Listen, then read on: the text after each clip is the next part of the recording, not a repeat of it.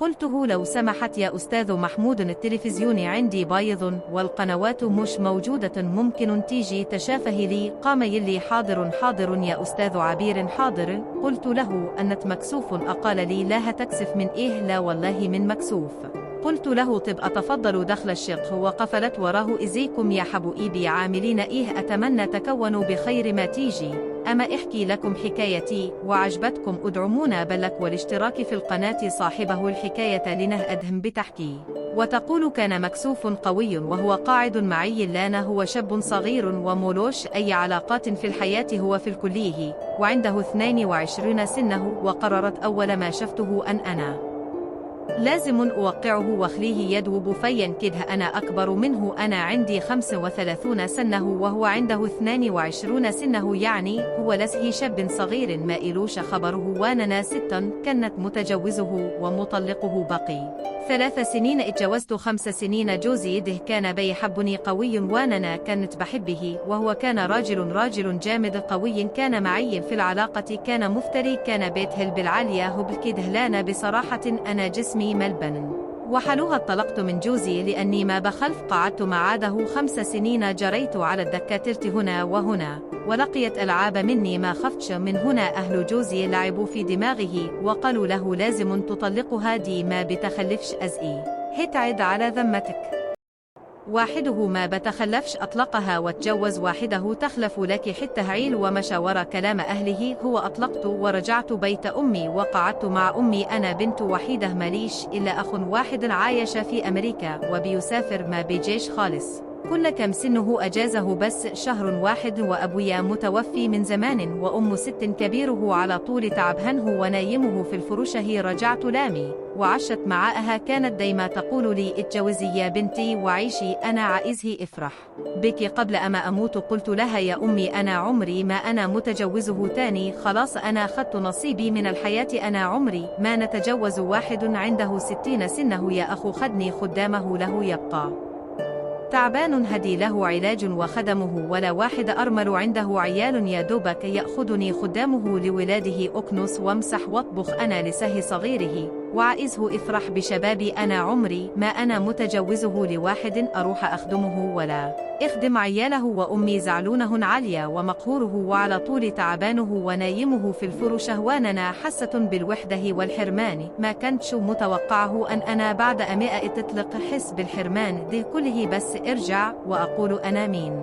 قال لي هيتجوزني واننا ما بخلفش، واننا مش عايزه اتجوز واحد يبهدلني واشتغل له خدام. أنا لسه ما استمتعت بحياتي وعايزه افرح بيها وعايزه أتمتع بالحاجات اللي كانت بسمعها عن الجواز والحب. هو قال لي أنا جربته مع جوزي بس اتحرمت منه بدري لحد ما شفت جارنا ده اسمه محمود، حلو قوي واد شاب صغير كده وعسل جميل قوي. هو كانوا لسه ساكنين جانبنا قريب، هو الباب في الباب كده لسه ناقلين جداد، وهو في الكلية عنده 22 سنه. بس أول ما شفته دخل دماغي، أول ما شفته كانت دائما عارفه مواعيده أول ما يرجع من الكلي. اعمل قال لي أنا طالعه، اعمل حاجة قدام الباب أو اطلع الزبالة قدام الشقة علشان أشوفه. وأقول له إزيك يا أستاذ محمود، وهو يقول لي أذا كانت دائما ألبس لبس ضيق كده ومفسر جسمي يعني تغري أي بني أدم. هو كان بيبص لي من تحت لتحت كده بس كان بيتكسف مني، واننا أول ما أشوفه واحسس أن هو طالع أو خارج كانت ببص عليه كده من العين السحرية. قال لي في الباب واطلع جري. هقول له إزيك يا أستاذ محمود، هو يقول لي صباح الخير واننا أقول له صباح الفل. وكانت أول بس ما أشوفه من الشباك اجري وافتح الباب وأكون مضبطه نفسي لحد ما في يوم وقلت لازم أدخله عند الشقه، أنا مش قاعد أقول له إزيك وهو يقول لي إزيك ألف. قررت أن هو يخشى عند الشقه وقعد أتكلم معه براحتي. من هنا قررت أن أنا أعمل حاجة في الرسيفر وأضيع القنوات علشان أنادي عليها ويجي يضبط لي التلفزيون. وشديت السلك بتاع الرسيفر علشان القنوات تضيع، وفعلا استنيت وهو جاء من الكلي وفتحت الباب وناديت عليه. أول ما لقيته طلع من على السلم كده ولمحته قبل أما يخشى شقتهم ناديت عليه وقلت له لو سمحت يا أستاذ محمود التلفزيون عندي بايظ والقنوات مش موجودة ممكن تجي تشافه لي. قام قائل لي حاضر حاضر يا أستاذ عبير حاضر. قلت له أنت مكسوفا.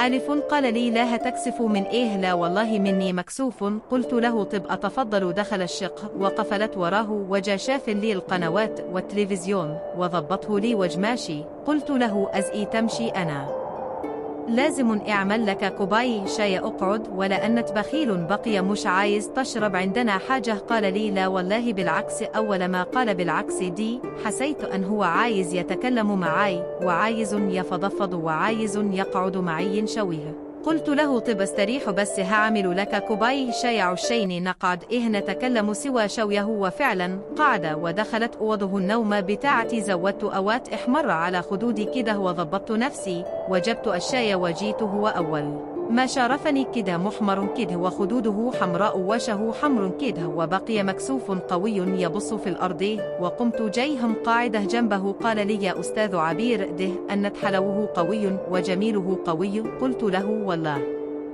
قال لي والله. قلت له طب أنت مكسوف كده ليه؟ قال لي لا مش مكسوف ولا حاجة بس إيه متوتر بس شويه. قلت له لا ما تتوتر. وقع قعدت جنبه لزقت فيه كده. قلت له ممكن اخذ رقمك عشين لو احتجت حاجه أكلمك وكده يعني. قام راح قال لي وما له؟ خدي رقمي أهوى وخد رقمي وانا ناخده رقمه بس بصراحة ما رضيتش أخده على الحامي كده في أول يوم سبته. وقلت بعد كده مهد للموضوع بس قلت أخذه واحده واحدها مخدوش على مشمه كده من أول قاعده كده ومن أول مكالمة. وبعد يومين اتصلت عليها كده الساعة 10 بالليل أو الساعة 11 كده وكلمته بقي مبسوط قوي أن أنا كلمته. وقال لي والله أنا كانت مستنظر المكالمة دين وكانت مكسوف قوي. قال لي اتصل عليك أن؟ قلت له طب ما اتصلتش لي هذه أنا كانت مستنياك تتكلم بس بدأت أنا في الاتصال. قال لي أنت مكالمتك دين ردت في الروح بصراحة أنت كانت حلوه قوي المرة اللي فاتت. قلت له بجد؟ قال لي والله. قال لي لازم نعيد المقابلة دي أنا عايزه أقعد معاك كي شويه وأتكلم معارك. قلت له وما له ما تيجي عندنا الشقة أنا أمي بتنام تأخذ العلاج وبتنام بدري ما بتصحى ألاناني يوم الصبح. قال لي خلاص شوفي معاد وانا هاجي لك فيه. قلت له بكره الساعة 11 بالليل. وفعلا جه خبط عليا رن عليا وقمت حاله الساعة 11 وأول ما فتحت له قال لي أنت واخداني فين ما ينفعش كده نقعد نتكلم مع بعض واننا كانت لابسه كان عروسه في ليله دخلتها ما أنا زي ما قلت لكم أنا مطلقه بقالي 3 سنين وهو لما جه في الليلة دي قضينا ليله ولا ألف ليلة وليله قعدنا ساعتين مع بعض. هو طلع ما كانش صغير قوي ده طلع نمس ونمس كبير. كانت بقول هو ما إلوش علاقات بس طلع إيه عارف كل حاجة. ومن هنا قعدنا كل يوم نتقابل وهو يجي لي الشقة وأنا أكلمه ونتكلم على التليفون وكل يوم يجي لي الشقة بالليل وأمي نايمه. قعدنا على المدة دي 4 سنين وأنا عايشه معه لحد ما هو خلص كليته وكمين اشتغل لحد ما جه في يوم وقال لي أنا هخطب. ودي كانت الصدمة لي وقلت له هتخطب وهتسيب مني أزئي تخطب وتسيبني وأنا أعمل إيه في نفسي؟ قال لي أنا مش قادر أنا كمان أمي عايزاني أخطب بنت خالتي وأمي لو رفضت هاتي أمي هتموت من الصدمة واننا ما أقدرش أزعل أمي أنا لازم أخطب ما تزعليش أنا مش هسيبك هنفضل كده مع بعض أنا بس عشيني ما أزعلش أمي. وفعلا خطبه وقعد بعد 6 شهور من الخطوبة بيجهز في فرحه وجهز في عفشه وشقته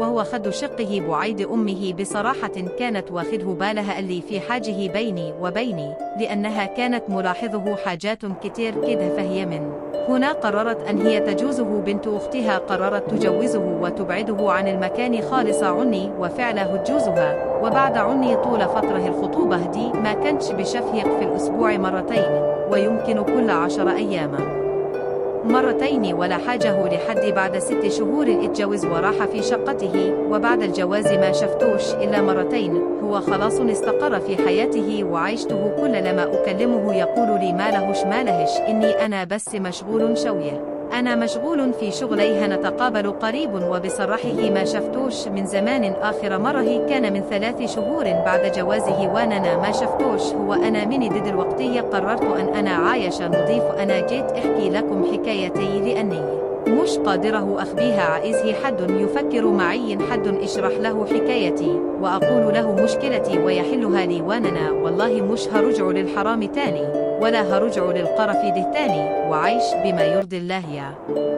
يا ريت تقولوا لي في الكومنتات را وبدون تجريح يا جماعه. ولو عجبتكم القصة ادعمونا باللايك والاشتراك في القناة، ودمتم في أمان الله.